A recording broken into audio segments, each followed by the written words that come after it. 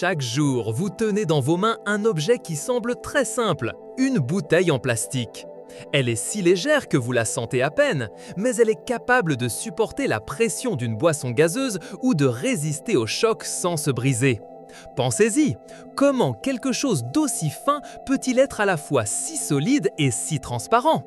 Le secret réside dans une transformation surprenante qui se produit avant que la bouteille n'arrive entre vos mains. Ce n'est pas de la magie, c'est la science de la façon dont un type de plastique très courant se transforme en un matériau presque indestructible. Tout d'abord, parlons du matériau. La plupart de ces bouteilles sont fabriquées à partir d'un plastique spécial, le polyéthylène terephthalate. Oui, c'est un nom long. Le polyéthylène terephthalate est un matériau étonnant. Il est très léger, peut être utilisé pour les aliments et les boissons et, le plus important, il est recyclable. Mais voici la première partie du secret. Ce polyéthylène terephthalate, au début, n'est pas une bouteille. En fait, au début, c'est un morceau de plastique ressemblant à un bonbon solide, appelé résine. Imaginez de petits grains de sucre, mais en plastique.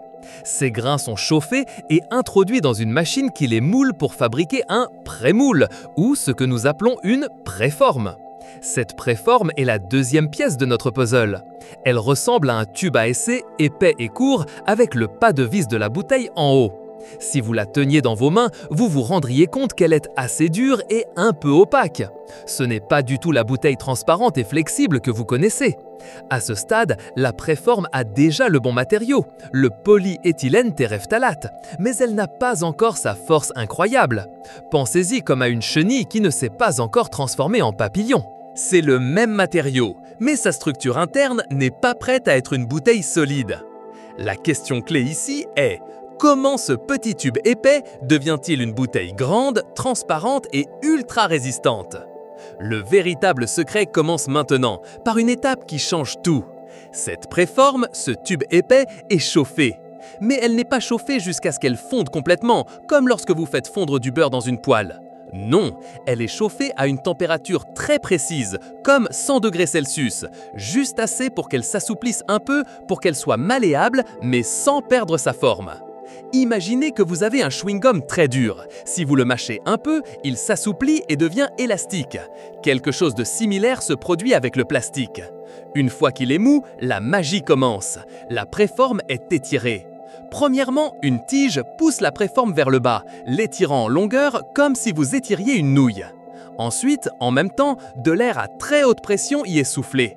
Cet air l'étire et la pousse sur les côtés, l'étirant également en largeur. C'est comme étirer un ballon dans deux directions à la fois.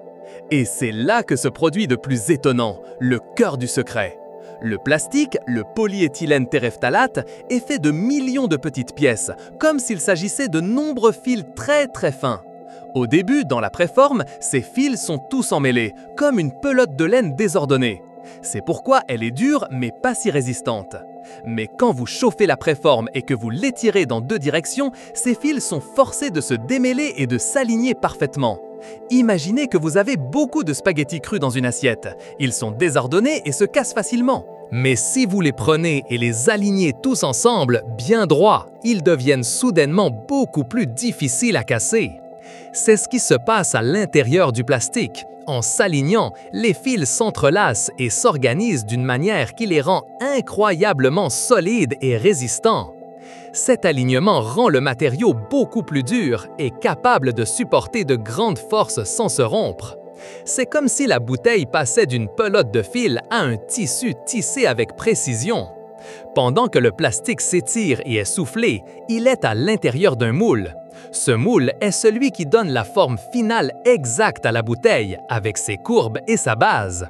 L'air sous pression ne fait pas que l'étirer, il la pousse également contre les parois froides du moule. Et voici la dernière partie essentielle du secret, le refroidissement. Une fois que le plastique a été étiré et soufflé pour prendre sa forme finale et sa résistance, il refroidit très vite.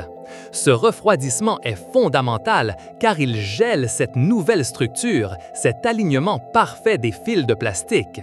S'il ne refroidissait pas vite, les fils pourraient se désordonner à nouveau et la bouteille perdrait une grande partie de sa résistance.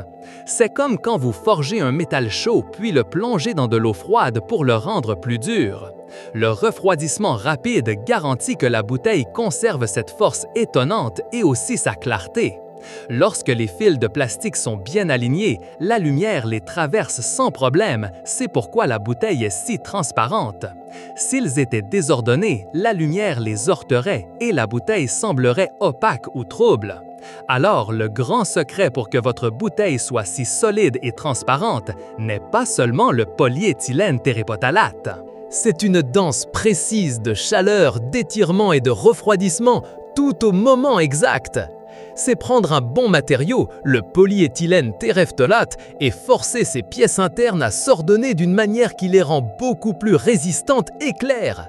La prochaine fois que vous tiendrez une bouteille en plastique, rappelez-vous que ce n'est pas seulement un simple emballage. C'est un exemple fascinant de la façon dont la science et l'ingénierie transforment l'ordinaire en quelque chose d'extraordinaire, en un objet incroyablement solide et transparent, prêt à protéger ce qu'il contient.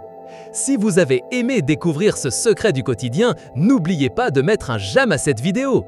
Abonnez-vous à la chaîne Explorando pour continuer à découvrir les mystères qui nous entourent. Dites-nous en commentaire quel autre objet simple vous aimeriez que nous explorions et partagez cette vidéo avec quelqu'un qui aime apprendre de nouvelles choses et vous faciliter la vie.